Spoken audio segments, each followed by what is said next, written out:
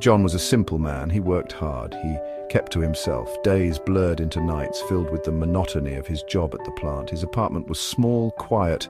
The silence was deafening sometimes. He longed for someone to share his life with, someone to chase away the loneliness.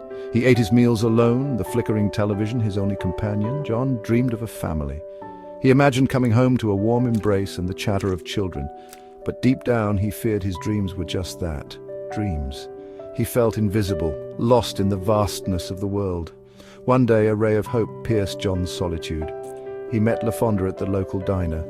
She was a small woman, full of nervous energy. Her smile was bright, her laughter infectious. She had a certain charm that drew John in, a warmth that melted his loneliness. He felt seen for the first time in a long time. For John, LaFonda was a burst of color in his grayscale world. He clung to her, desperate for the connection she offered. He ignored the nagging feeling that something wasn't quite right. He was so starved for companionship that he overlooked the red flags waving in his face. He was falling and he didn't want to catch himself. LaFonda wasn't who she seemed. Behind the bright smile and playful demeanor lurked a darkness John was just beginning to glimpse. She painted a picture of a struggling single mother, abandoned by her no-good ex. She claimed to be a devout woman, a pillar of strength. John bought it all, hook, line, and sinker. She played the victim perfectly, tugging at John's heartstrings. He wanted to be her savior, her knight in shining armor. He saw her as fragile, vulnerable. He vowed to protect her, to give her the life she deserved. Little did he know he was walking into a carefully constructed trap. LaFonda was skilled at hiding her true nature. She showered John with affection, whispering sweet nothings in his ear. She made him feel special, appreciated. She played the doting girlfriend, the perfect picture of domesticity. It was all an act, a means to an end. John, blinded by his desire for love and companionship, failed to see through LaFonda's facade. He was falling deeper into her web, his loneliness making him blind to the truth. He was a moth drawn to a flame, oblivious to the danger that awaited him. His life was about to change, and not for the better. LaFonda wasn't alone. She came as a package deal with 3 children in tow.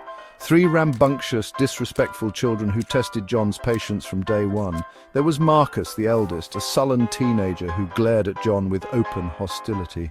Then came Letitia, a preteen with a sharp tongue and a talent for manipulation. The youngest, little Darius, was a whirlwind of energy, always getting into trouble. John tried to connect with them, to be a positive male figure in their lives.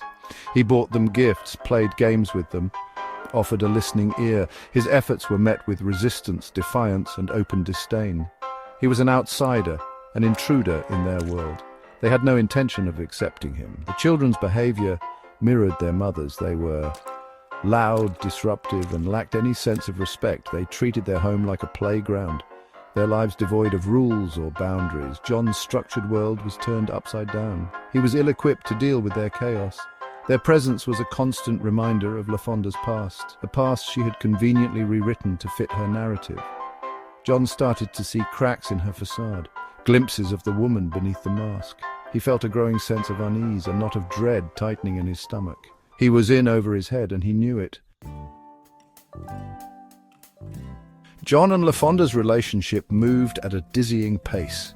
Fueled by his loneliness and her manipulation, they found themselves living together within months. It wasn't long before LaFonda announced she was pregnant. John was both excited and terrified. He desperately wanted a family, but he had a sinking feeling this wasn't the way to start one. The pregnancy was difficult, marked by LaFonda's mood swings and constant demands.